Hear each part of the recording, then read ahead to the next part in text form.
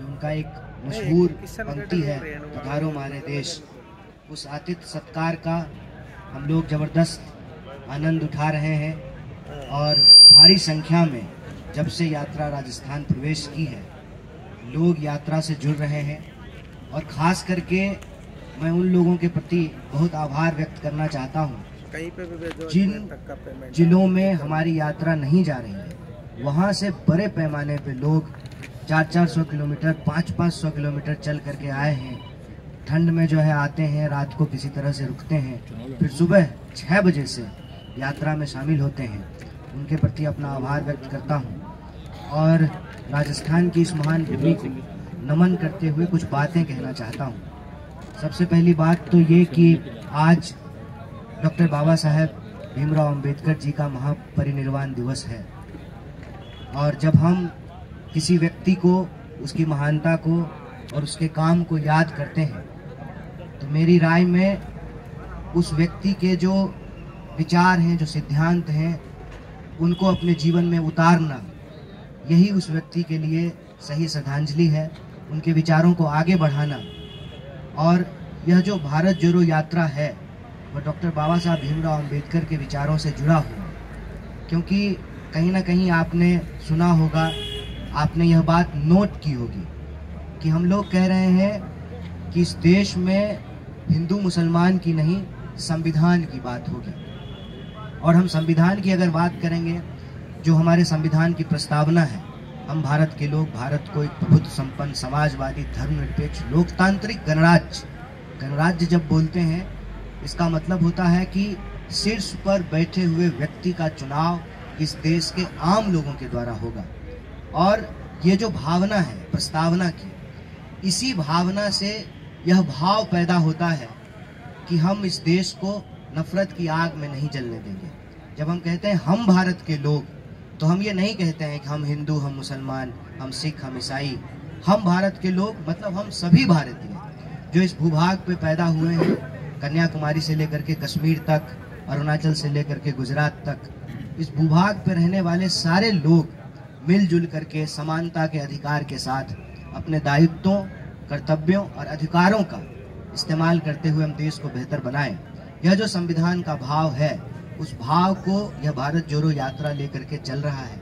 और हमारे देश के लोगों के जो बुनियादी सवाल हैं, क्योंकि देश हमेशा देश के लोगों से बनता है, इसीलिए लोगों के जो सवाल हैं वही देश के सवाल हैं। ऐसा नहीं हो सकता है कि लोग के सवाल अलग होंगे और देश का सवाल अलग होगा। अगर देश के लोग महंगाई से परेशान हैं, तो यही देश का भी सवाल है। अगर देश के लोग बेकारी से परेशान हैं, तो यही देश का भी सवाल है। इन भावों को लेकर यह भारत जोड़ो यात्रा चल रहा है। तो आज यह बहुत महत्वपूर्ण दिन है भारत जोड़ो यात्रा के लिए, और इसीलिए इस मंच से हम लोग श्रद्धांजलि व्यक्त कर रहे हैं भारत रत्न डॉक्टर बाबा साहब भीमराव अंबेडकर को। जैसा कि जयराम जी ने कहा कि हम गुजरात चुनाव से होकर के आए हैं, और इस संबंध में भी एक बात मैं आपसे साझा करना चाहता हूँ।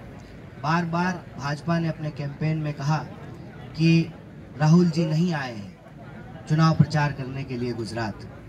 बार बार ये कहा गया कि चुनाव हो रहा है गुजरात में, तो भारत जोड़ो यात्रा गुजरात क्यों नहीं जा रही। कई मौक़ों पे इसका जवाब हम लोगों ने दिया, लेकिन वहाँ जब हम लोगों के बीच गए और लोगों से जब बातचीत की, तो लोगों ने कहा कि हम समझते हैं कि देश का भूगोल ऐसा है कि जब आप दक्षिण से उत्तर की तरफ जा रहे हैं, तो पश्चिम में स्थित गुजरात आप नहीं आ सकते हैं, लेकिन आपकी भावनाएं हमारे साथ हैं और गुजरात के लोगों की भावनाएं भारत जोड़ो यात्रा के साथ है, ऐसा लोगों ने बताया। और उसी बिहाफ पे हम लोग भी गुजरात चुनाव में बार बार ये कह रहे थे कि भले हम नहीं आए हैं, यात्रा भले नहीं आई है, राहुल जी कम आ पाए हैं, लेकिन गुजरात के लोगों का सवाल भारत जोड़ो यात्रा में बार बार उठाई जा रही है, क्योंकि गुजरात के लोग भी बढ़ती हुई बेतहाशा महंगाई से परेशान है, बेकारी से परेशान है। और नौजवानों की हालत ये है कि 22 बार वहाँ पे प्रश्न पत्र लीक हो चुके हैं, चाहे आपको +2 का प्रश्न पत्र हो या किसी नौकरी का प्रश्न पत्र हो, बार बार वहाँ पे प्रश्न पत्र लीक हो रहे हैं। किसानों की हालत वहाँ भी ऐसी है कि उनको उनके फसल का उचित दाम नहीं मिल रहा है। छोटे छोटे जो उद्योग धंधे हैं, जीएसटी और नोटबंदी के चलते उस पर बहुत गहरा बुरा प्रभाव पड़ा है। तो ये सारे सवाल जो गुजरात के लोगों के हैं वो भारत जोड़ो यात्रा में भी उठाया जा रहा है। एक खास बात वहाँ के चुनाव को लेकर के जो मैं आप सबसे साझा करना चाहता हूँ, हमने गुजरात चुनाव में इस बार वो होते हुए देखा जो शायद इस देश के लोकतंत्र के इतिहास में कभी नहीं हुआ। हमने ये देखा कि जिनके ऊपर ये जिम्मेवारी है कि वो कानून और व्यवस्था की रक्षा करेंगे, वो खुलेआम चुनावी मंचों से गुंडागर्दी की भाषा बोल रहे थे, देश के लोगों को डराने की भाषा बोल रहे थे, गुजरात के लोगों को आपस में लड़ाने की भाषा बोल रहे थे। जो उनका जख्म है उसको कुरेद कर उसके ऊपर नमक छिड़कने का काम कर रहे थे और ये बहुत दुखदाई था। और हमने ये भी देखा कि किस तरीके से संस्थाओं को पंगु बना दिया गया है। आप देखिए, मैं एक उदाहरण आपको देता हूँ कि जब भारत जोड़ो यात्रा में बच्चे आ रहे हैं, जुड़ रहे हैं, तो हमारे खिलाफ कंप्लेन किया गया। और आप गुजरात चुनाव को जब ध्यान से देखेंगे, प्रधानमंत्री स्वयं बैठ करके एक बच्चे से जो है चुनाव प्रचार करवा रहे थे। और मैंने अपनी आंखों से अहमदाबाद में रोड शो देखा माननीय प्रधानमंत्री जी का। उस रोड शो में स्कूल के बच्चे स्कूल का ड्रेस पहने हुए हैं, उसके साथ जो है उनके शिक्षक भी खड़े हैं। उनको ये कहा गया कि आपको भीड़ जुटाना है, आपको भीड़ लेकर के आनी है। तो ये जो दोहरा रवैया है कि हमारे कार्यक्रम में बच्चों के माँ बाप अपने बच्चों को लेकर के आ रहे हैं, तब आप हमसे सवाल पूछ रहे हैं, हमारे खिलाफ कंप्लेन कर रहे हैं। और चुनाव प्रचार के दौरान खुलेआम जो लोग सत्ता पे बैठे हुए हैं उनके द्वारा बच्चों का इस्तेमाल किया जा रहा है, उस पर कोई कार्रवाई नहीं हो रही है। और जहाँ तक भाषा का सवाल है, बात का बतंगड़ बनाया गया हमारे अध्यक्ष जी की जो है बातों का।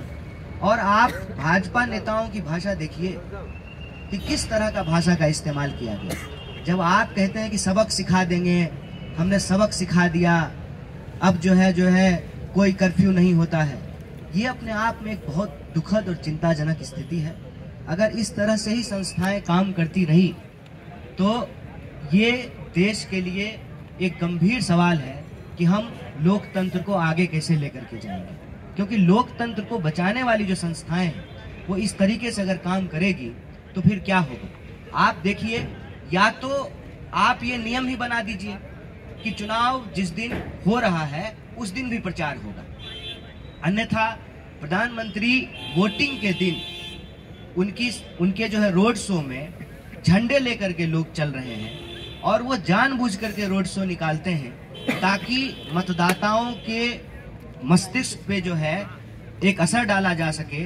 चुनाव प्रचार का एक तरीका बन गया है और इस पर जो है इसी कोई कार्रवाई नहीं करती है। और ये जो प्रक्रिया से संबंधित बातें मैं आपको बता रहा हूँ, उससे ज्यादा चिंताजनक हालत ये है कि जब आम लोगों से बात कर रहे थे तो उन्होंने कहा कि हम बहुत खुश हैं कि इस देश में एक भारत जोड़ो यात्रा चल रही है जिसमें हमारे सवाल उठाए जा रहे हैं, रोजी रोटी, कपड़ा, मकान, शिक्षा, स्वास्थ्य, सड़क, बिजली, पानी के मुद्दे उठाए जा रहे हैं। भारत जोड़ो यात्रा में हम बार बार कह रहे हैं कि नफरत अगर फैलेगी, गुस्सा फैलेगा तो लोगों के जो असली सवाल है वो गुमराह हो जाएंगे और लोगों का असली सवाल है महंगाई और बेरोजगारी। उसी तरह से वहाँ के लोगों ने भी बताया कि देखिए, हमारे राज्य में चुनाव हो रहा है और हमारे मुद्दों पर चर्चा ही नहीं हो रही है। कुपोषण के मामले में गुजरात की स्थिति अच्छी नहीं है और दुखद स्थिति यह है कि जिनका खुद का परफॉर्मेंस अच्छा नहीं है उन चीफ मिनिस्टर्स को गुजरात बुलाया गया है कि आप आकर के हमारे यहाँ कैंपेन कीजिए। आप ये बताइए कि अगर 27 साल में भाजपा ने वहाँ विकास किया है तो वो विकास दिखा करके क्यों नहीं वोट मांग रहे। 50 से ज्यादा जो है एमएलए के टिकट काटे गए, इसका मतलब वो लोग ठीक से काम नहीं कर रहे थे। अगर ठीक से काम कर रहे थे तो फिर उनका टिकट क्यों काटा गया। चीफ मिनिस्टर्स ऐसे बदले जा रहे हैं जैसे कपड़े बदले जाते हैं। ये जो स्थिति थी उस पे लोगों ने गहरी चिंता व्यक्त की है।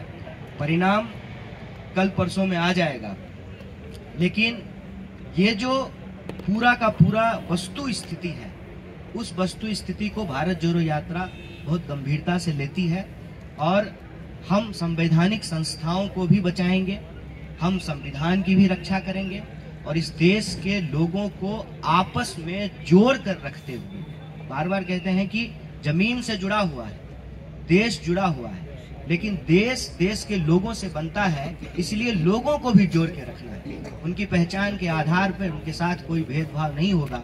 इसके लिए भारत जोड़ो यात्रा कृत संकल्प है और लोगों के जो बुनियादी सवाल है, महंगाई का सवाल, बेकारी का सवाल, टूटती हुई अर्थव्यवस्था का सवाल और इस देश के अंदर जो आम लोगों की सुरक्षा है, उन सुरक्षा के सवालों को भारत जोड़ो यात्रा अपनी यात्रा के दौरान लोगों से बातचीत करते हुए, लोगों की राय लेते हुए, अपनी न सुनाते हुए, लोगों की सुनते हुए आगे बढ़ रहा है। और मुझे पूरा भरोसा है कि जितने तरह का एप्रीहेंशंस लोग पहले उठा रहे थे जब हम विंध्याचल के उस तरफ थे, अब हम विंध्याचल के इस तरफ आ गए हैं, वो सारे एप्रीहेंशंस टूट रहे हैं। कई सारे पत्रकार साथी यहाँ हैं जो पूछते थे कि नॉर्थ में क्या होगा। हम बार बार कहते थे जब साउथ में अच्छा है ना तो नॉर्थ में भी अच्छा ही होगा, क्योंकि हम साउथ और नॉर्थ को जोड़ने के लिए निकले हैं। जब आपकी भावना पवित्र होती है, जब आपका भाव पवित्र होता है, तो आपके साथ जो है परिणाम भी पवित्र होते हैं, सुंदर होते हैं। और उसी सुंदर परिणाम को लेकर के हम लोग आगे बढ़ रहे हैं। और जो कुछ देख करके कई बार आप लोग अगर विचलित होते हैं, तो मैं आपको बतौर भारत यात्री और भारत जोड़ो यात्रा के बिहाफ पे एक बात कह देता हूँ कि हम लोग विचलित नहीं होते। जैसे कल एक क्लिप जो है वो बहुत घूम रहा था कि कुछ नौजवान अपनी छत पे खड़ा होकर के मोदी मोदी कह रहे थे। हम बिल्कुल चिंतित नहीं हैं, हम स्वागत करते हैं उनका, वो कहें, क्योंकि हम जानते हैं वह दिन दूर नहीं है कि वो मोदी मोदी नहीं महंगाई महंगाई चिल्लाएंगे।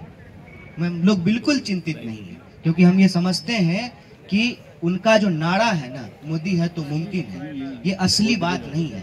असली बात ये है कि मोदी है तो महंगाई है।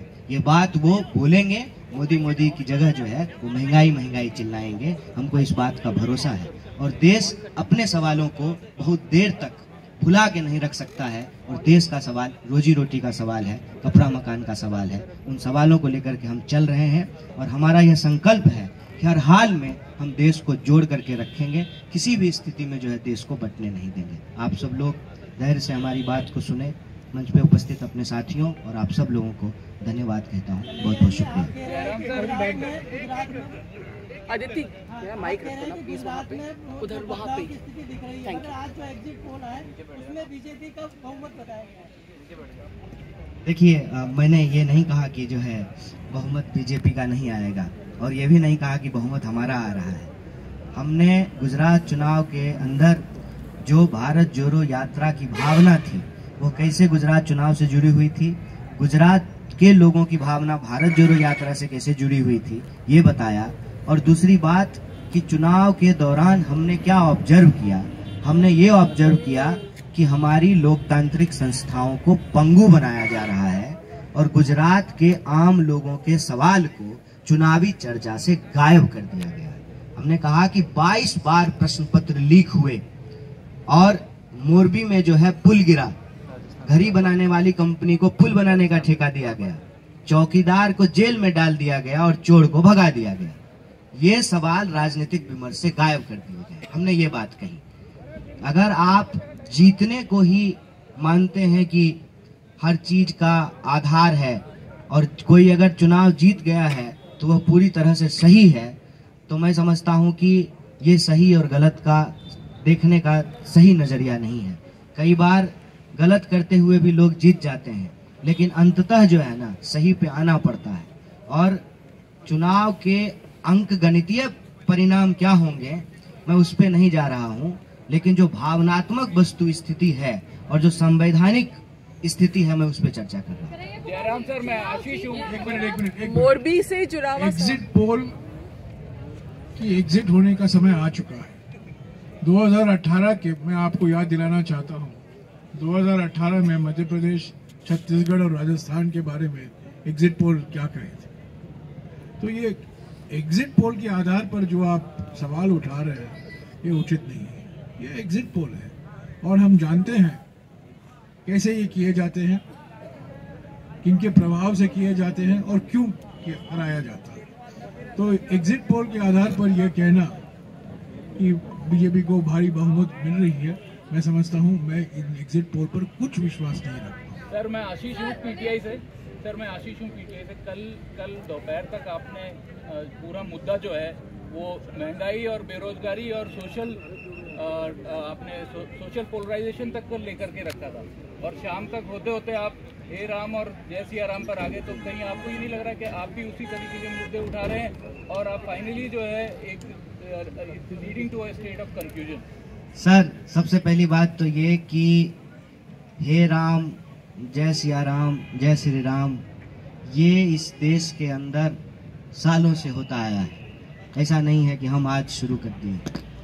रही बात भारत जोड़ो यात्रा के दौरान की जाने वाली बातों का, जब आप बातचीत करते हैं तो इसके कई संदर्भ होते हैं। लोग आते हैं, हमने जैसा कि आपको कहा कि भारत जोड़ो यात्रा के मूल उद्देश्यों में से एक उद्देश्य ये भी है कि हम अपने मन की बात सिर्फ नहीं करना चाहते, हम लोगों के मन की बात सुनना चाहते हैं। तो जब आप लोगों से बातचीत करते हैं, चर्चा करते हैं, तो जो देश में चीजें चल रही है उसके बारे में लोग बात करते हैं, आप भी उसको रिस्पॉन्ड करते हैं।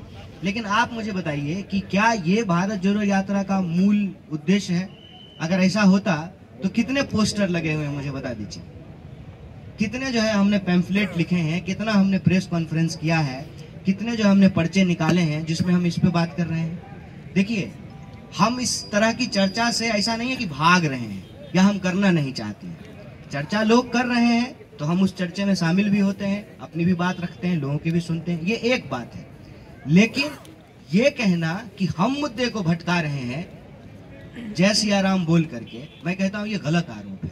मुद्दे को तो वो भटका रहे हैं ना जो जूते के फीते की बात कर रहे हैं, जो टी शर्ट की बात कर रहे हैं, जो कंटेनर में एसी लगा हुआ है कि नहीं लगा हो इसकी बात कर रहे हैं, लड़की का हाथ क्यों पकड़ लिया इस पे बात कर रहे हैं, बच्चे क्यों आ गए इस पे बात कर रहे हैं। मुद्दे वो भटकाते हैं। दाढ़ी की बात कर रहे हैं, बताइए, सद्दाम की बात कर रहे हैं। देखिए, ये ना एक डेलिब्रेट अटेम्प्ट है कि भारत जोड़ो यात्रा की जो गंभीरता है ना, उस गंभीरता को कम कर दिया जाए। आप मुझे बताइए, इस देश में लोग जो है जय सिया राम, जय श्री राम, हे राम नहीं बोलते हैं, करते हैं उसकी चर्चा। हमारा देश एक धार्मिक देश है, लोग धार्मिक बात भी आकर के करते हैं। कौन सी ऐसी धार्मिक जगह है जहां हम लोग नहीं गए हैं, बता दीजिए। मंदिर गए, मस्जिद गए, गुरुद्वारे गए, चर्च गए, सब जगह गए। लेकिन आप ये कहिएगा कि हम मंदिर, मस्जिद, गुरुद्वारा, चर्च जाने के लिए यात्रा निकाल रहे हैं, तो ये बात तो नहीं है। यात्रा तो हम इस देश में जो नफरत की भावना भड़काई जा रही है, उस नफरत की भावना को मोहब्बत से हराना चाहते हैं। इस मोहब्बत की जरूरत हमको क्यों है? क्योंकि हमारी समझदारी ये है कि अगर देश एकजुट रहेगा ना, तभी वो अपने मुद्दों से लड़ पाएगा। और देश का मुद्दा क्या है? देश का मुद्दा है महंगाई, देश का मुद्दा है बेकारी। तो हम अपने लक्ष्य में बिल्कुल स्पष्ट हैं और ना भटका रहे हैं। हम कुछ भी बोलते हैं ना, हम कोई भी बात रखते हैं या हम कुछ भी करते हैं, उस बात का बतंगड़ बनाना सत्ता में बैठे हुए लोगों का काम है। अब बताइए, उस पूरे भाषण में उन्होंने एक हिस्सा ये बोला, एक हिस्सा उन्होंने इस पर चर्चा की। जब वो संतों से मिल रहे हैं, महात्माओं से मिल रहे हैं, तो वो अपना भाव उनको बता रहे हैं और उसको प्रोसेस करके अगर वो कुछ बोलते हैं तो विचार है। अब उसको बतंगड़ बनाने का काम तो बीजेपी कर रही है। और हमने कहा कि चलिए, ये तो कम से कम धर्म की बात है, दाढ़ी की बात करना, जूते के फीते की बात करना, ये कौन सा मुद्दा है? तो ये अटेम्प्ट जो है वो भाजपा का है। बेसिकली भाजपा सब कुछ ट्राई कर ली, भारत जोड़ो यात्रा को लेकर सब कुछ ट्राई कर लिया। अब ये समझ गई है कि ये यात्रा रुकने वाली नहीं है, क्योंकि जो परसेप्शन वो कांग्रेस पार्टी को लेकर के, भारतीय राष्ट्रीय कांग्रेस को लेकर के, हमारे नेता को लेकर के लाखों करोड़ों खर्च करके बनाई है ना, वो परसेप्शन टूट रहा है। उनको ये डर लग रहा है कि देश को यह बात याद आने लगेगी कि ये पार्टी मोहनदास करमचंद गांधी की पार्टी है, जो दांडी यात्रा लेकर के चले थे, जो अंग्रेजों के खिलाफ भारत छोड़ो करने में कामयाब हुए थे। तो भारत छोड़ो करने वाली जो पार्टी है, जो देश को आजादी दिलाने वाली पार्टी है, वो भारत जोड़ो करने में भी कामयाब होगी। इससे वो घबरा रहे हैं, इसीलिए डेस्परेशन में जो है इस तरह की फालतू और जो है बिना मतलब की चीजें वो भारत जोड़ो यात्रा को लेकर के बोलते हैं। भारत जोड़ो यात्रा, एक सवाल है, पेपर लीक हो रहे, अनएम्प्लॉयमेंट जबरदस्त है, तमाम बातें हैं जो युवा महसूस कर रहा है। हम गुजरात की बात करें, युवा जो महसूस कर रहा है, जनता महसूस कर रही है। आप गुजरात गए, बिहार गए, मैं आप आपसे रीजन जानना चाहती हूँ, फिर भी क्यों युवा वोट बीजेपी को करते हैं? अब क्या वजह है कि वोट वहाँ जाए? समर्थन, जन समर्थन, आपने कहा चुनाव जीतना मतलब जन समर्थन बीजेपी को। एक बात बताइए मैडम, 40% वोट आया था कांग्रेस को, वो वोट नहीं है, बताइए। मैं उस जगह पे नहीं जाना चाहता हूँ जिस जगह पे जाने से बहस कहीं और चली जाएगी, लेकिन इसका ये मतलब नहीं है कि हमको आता नहीं है। हमारे देश के इलेक्टोरल सिस्टम में first pass the post system है। 60% वोट जो है वो अगेंस्ट में जाता है, 40% में जो है सरकार बनती है। तो आप कह रहे हैं 40% वोट जो है वो इस बात की गारंटी है कि सब कुछ सही है, और 60% वोट जो है इस बात की गारंटी नहीं है कि कुछ गलत है। 40% वोट आया था ना कांग्रेस को 2017 में। सरकार, एक मिनट सुन लीजिए, सरकार हमारी नहीं बनी तो क्या 40% लोग जो है वो सरकार से नाराज नहीं थे? और एक बात बताइए, 31% वोट लेकर के इतना ह्यूज मेजोरिटी से सरकार बनी हुई है, तो बाकी जो 69% लोग हैं उनका कोई मतलब नहीं है। देखिए, हम ना इस देश में पॉलिटिकल डिस्कोर्स को इलेक्टोरल विक्ट्री पे रिड्यूस ना करें। इसका खतरा ये होगा कि फिर क्या मतलब है मीडिया का, क्या मतलब है अपोजिशन का, क्या मतलब है पार्लियामेंट्री कमिटीज का, क्या मतलब है प्रेशर ग्रुप का, क्या मतलब है सिविल सोसाइटी का। ये बात हमारी जुबान पे डाल दी गई है। We have to be very careful. जब आप महंगाई की बात कीजिएगा तो कह देगा हम चुनाव क्यों जीत रहे हैं, जब आप बेकारी की बात कीजिएगा तो हम चुनाव क्यों जीत रहे हैं। अरे चुनाव आप जीत रहे हैं, ठीक बात है, लेकिन आप जो है बिल्किस बानो के बलात्कारी को संस्कारी कहिएगा, ये सही है? ये सही है तो जो चुनाव जीते हैं वो जाएं और अपनी ही बेटी से पूछें कि हमने बलात्कारी को संस्कारी बोल करके आया है, ये सही है? सही को सही, गलत को गलत कहना पड़ेगा। चुनाव जीतना हारना एक प्रोसेस है, एक प्रक्रिया है, उससे सारी चीजें सही हो जाती है। ऐसा तो नहीं है फिर तो जहां हम चुनाव जीते हुए हैं वहां हमारी कोई गलती ही नहीं है। हम भी तो 2 राज्य में सरकार चला रहे हैं, सरकार कुछ तो गलती कर रही होगी, कुछ तो गलती हो रही होगी उनसे। केवल गुजरात में ही पेपर लीक नहीं हुए, आपका हो गया।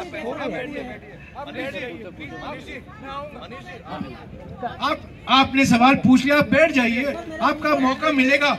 आप प्लीज बैठ जाइए, दूसरों को मौका दीजिए, दूसरों को मौका दीजिए। मेरा सवाल है भारत जोड़ो यात्रा का। एक मिनट, वो पूछ रही है, थोड़ा और आराम से, कुछ नियम के अनुसार ये चला है, प्लीज।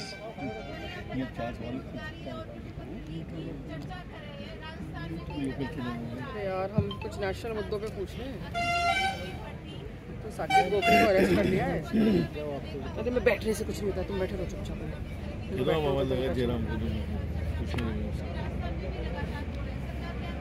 देखिए, ये एक तो हमने ठीक पहले कहा उनको कि चुनाव हम जीत गए हैं, हम सरकार बना लिए हैं, तो क्या हमसे गलती नहीं होगी?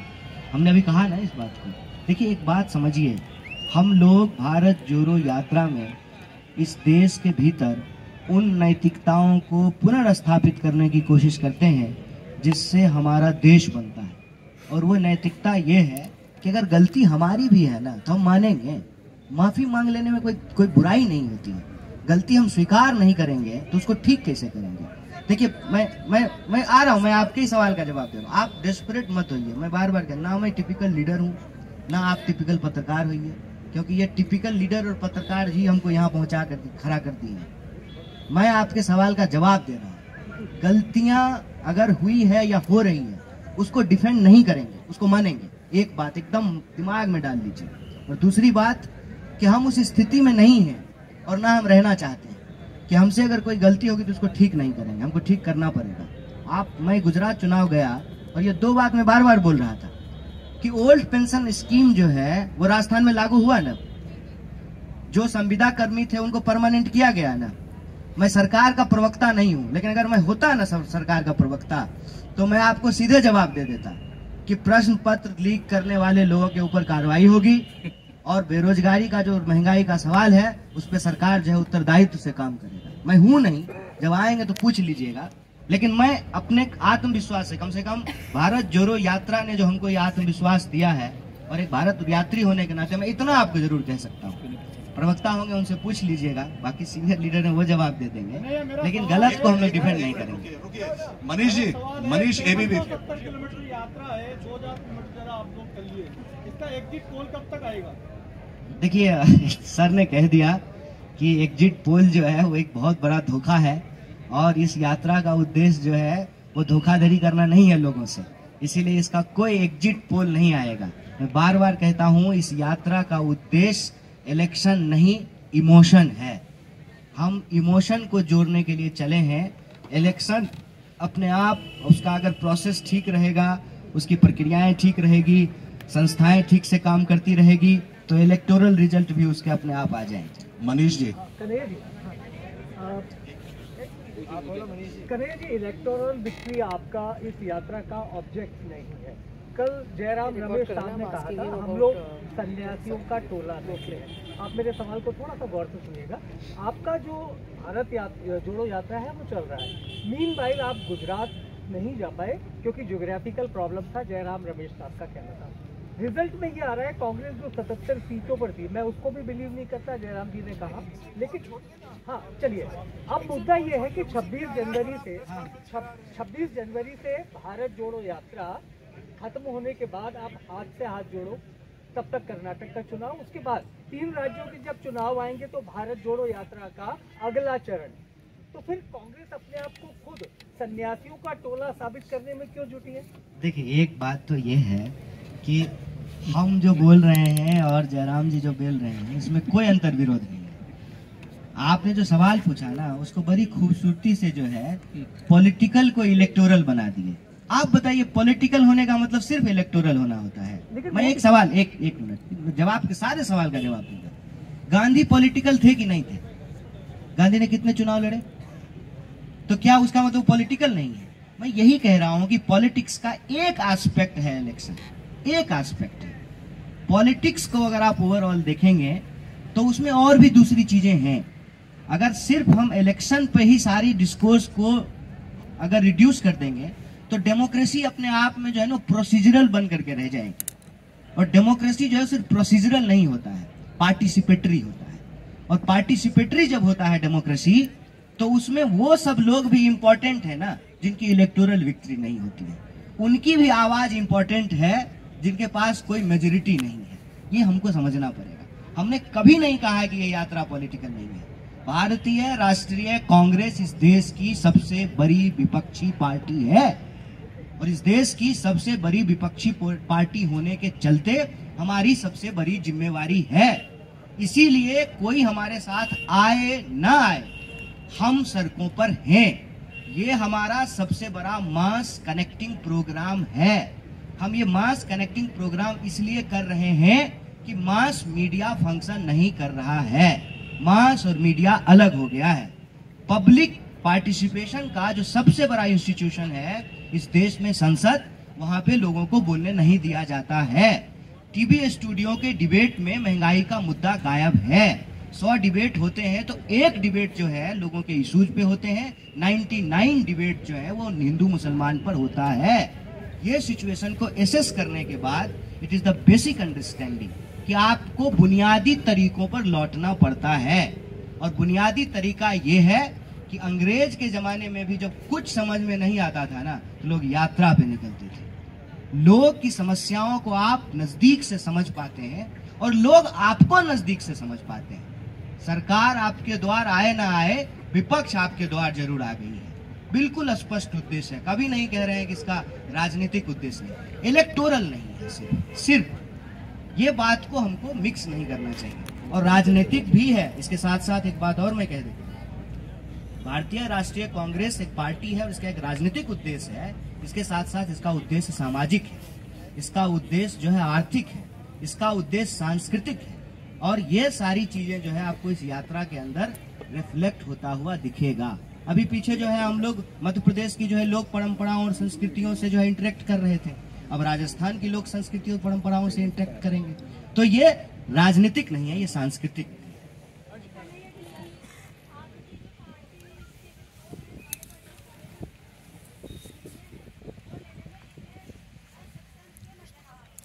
मुझे तो ऐसा नहीं लगता है।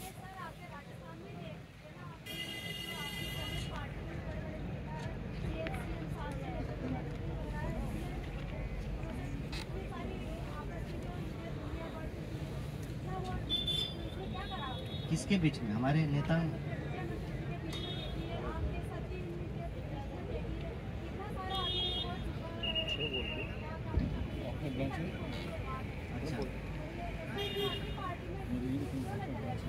देखिए, एक तो क्या होता है ना कि जब आप एक राजनीतिक दल में होते हैं, जब कई बर्तन साथ में होते हैं तो थोड़े से खनकते हैं आपस में। घर में भी होता है, घर में भी होता है, तो कोई बात नहीं, ठीक हो जाएगा, नहीं ठीक हो जाएगा, होता है। हर्षा कुमारी जी, एनडीटीवी। हर्षा जी, आप ये साकेत गोखले जो टीएमसी के स्पोक्स पर्सन हैं, उन्होंने मोरबी ब्रिज कोलैप्स को लेकर कुछ बातें कही थी। बताया जा रहा है कि उनको वो कल कलकत्ता की फ्लाइट, टीएमसी ने ट्वीट किया है, कल कलकत्ता की फ्लाइट लेके जयपुर पहुंचे थे रात को, और जयपुर से ही उनको उठा के गुजरात पुलिस लेके चली गई है। और राजस्थान पुलिस से हमने बात करी सोर्सेस से, उनको कुछ मालूम ही नहीं था इसके बारे में। तो इसके बारे में क्या कहना चाहेंगे आप? क्योंकि एक जो मोरबी ब्रिज कोलैप्स था, it was a issue of concern for everybody, and in that when someone, a political party has tweeted, he's been picked up by the Gujarat police. That is the allegation of the TMC. See, this is the modus operandi, na? We have been watching this since a long time. I would like to remind you कि Jignesh Mevani, elected representative, Gujarat के जीते हुए MLA को रात को circuit house से, सरकारी जगह से जो है, असम की पुलिस आई और उठा करके लेकर के गई। ये तो मॉडस ऑपरेंडी बन गया है। ये इसी को कहते हैं ना डर की राजनीति। इसीलिए तो हमारे राहुल गांधी बार बार कह रहे हैं कि डरो मत, कितने लोगों को जेल में डाल देंगे। ये मॉडस ऑपरेंडी बन गया है कि आप कुछ भी बोलने और लिखने से पहले सेल्फ सेंसर करना शुरू कर देते हैं खुद को। आप सच नहीं बोलने से घबराते हैं, क्योंकि आपको लगता है कि आपको लीगल फ्रेमवर्क में फंसा करके जो है आपको उलझाया जाएगा, परेशान किया जाएगा, तो आप बोलना नहीं चाहते। और इलेक्टेड रिप्रेजेंटेटिव को इसलिए टारगेट किया जाता है, या पॉलिटिकल वर्कर को इसलिए टारगेट किया जाता है ताकि आम लोगों को ये मैसेज जाए कि अरे जब एमएलए को ही नहीं कोई पूछ रहा है, जब पॉलिटिकल वर्कर को ही नहीं पूछ रहा है, तो आम लोग कहां से हिम्मत करेंगे। ये इनका मॉडस ऑपरेंडी है, लेकिन ये बहुत दिन चलेगा नहीं। इसीलिए तो हम लोग ये यात्रा कर रहे हैं, ये डर हम लोगों को समाप्त करना है। अपन को अपलिंग कर देना चाहिए। तो कहीं से भी उठाया जा सकता है। मैंने क्या गहलोत साहब देश के गृह मंत्री हो गए हैं क्या? राजस्थान के मुख्यमंत्री तो हैं। और जो है एक जो है संघीय ढांचा है, आप उसका आप कैसे कई पूरा जहां पे बताइए नॉन बीजेपी स्टेट है, पिछले कई साल से रो रहे हैं सेंटर के सामने कि जीएसटी का पैसा दे दो, जीएसटी का पैसा दे दो। देश में उनके पास जो है सरकार है, और जो है केंद्र सरकार के पास जो है ज्यादा पावर है, तो कई तरह से जो इसका इस्तेमाल करते हैं। तो ये कोई नई बात नहीं है। आप देखिए, ये परसेप्शन मेकिंग में भी हेल्प करे कि कांग्रेस भी वैसी ही है, लेकिन ये सच्चाई नहीं है।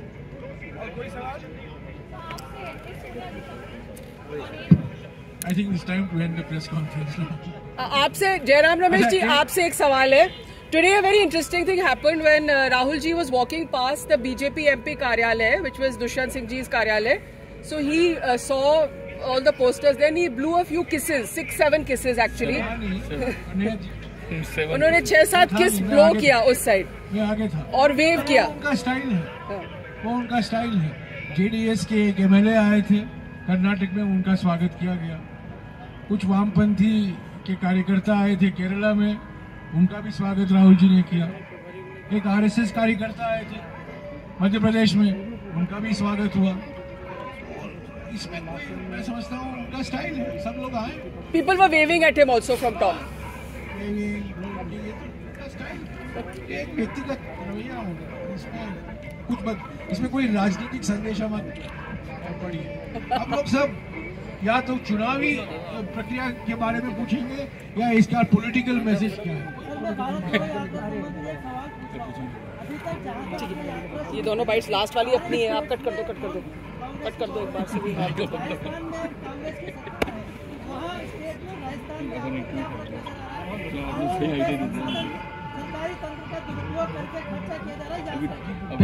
पहली बात तो ये है कि 7 राज्यों में, तमिलनाडु को छोड़कर, यानी कि 6 राज्यों में, केरला, कर्नाटका, आंध्र, तेलंगाना, महाराष्ट्र और मध्य प्रदेश, भारत जोड़ो यात्रा के सामने कई बाधाएं सरकार की ओर से, पुलिस की ओर से। रोज पुलिस और पत्रकारों के बीच में तू मैं हुआ करता था। रोज कुछ ना कुछ हमारी परेशानी हुआ करती थी पुलिस अधिकारियों से, और ये ऊपर से संदेशा आता था कि हैरेसमेंट करो भारत जोड़ो यात्रा। मध्य प्रदेश में हुआ, महाराष्ट्र में भी हुआ। तो ये जो हम बाधाएं का सामना हम करते, राजस्थान में हम 2 दिन ही हुए हैं, दूसरा दिन है, पर वो सरकार की ओर से कोई ऑब्स्ट्रक्शन नहीं है भारत जोड़ो यात्रा। दूसरी बात, मैंने कल कहा कि महाराष्ट्र के बाद और मध्य प्रदेश के बाद सड़कों पर चलना खतरनाक नहीं है। कल 2 दिन से हम ऐसे सड़कों पर चल रहे हैं जहां हम चल सकते हैं, और आज सुबह हम 14 किलोमीटर चले हैं, उसमें से 7 किलोमीटर रिजर्व फॉरेस्ट से चले, और वहां भी सड़क अच्छी है। ये महाराष्ट्र और मध्य प्रदेश में हमें देखने को नहीं मिला। तीसरी बात, और ये उन राज्यों के पक्ष में है कि हम सरकार में नहीं है उन राज्यों, पर उसके बावजूद कांग्रेस कार्यकर्ता सक्रिय थे, उसके बावजूद कांग्रेस कार्यकर्ता में उत्साह थे, यहाँ भी है। पर जहाँ मैं महाराष्ट्र का मिसाल लेना चाहता हूँ, महाराष्ट्र में हम नंबर 4 पोजीशन में हैं, 4थे नंबर पर हैं। अगर आप वोट शेयर या सीट के आधार पर देखें तो हम 4थे नंबर पर हैं। पर 4थे नंबर होने के बावजूद महाराष्ट्र में कन्हैया जी भी इसको समर्थन देंगे। जो उत्साह हमें देखने को मिला कांग्रेस पार्टी संगठन में और कांग्रेस कार्यकर्ताओं में, खास तौर से युवा कार्यकर्ताओं में, मैं समझता हूँ हमें पहले कभी नहीं देखा था। और यही एक कारण है कि महाराष्ट्र जैसे राज्य में और मध्य प्रदेश उसके बाद भारत जोड़ो यात्रा की सफलता सभी लोगों ने देखा, सभी लोगों ने महसूस किया।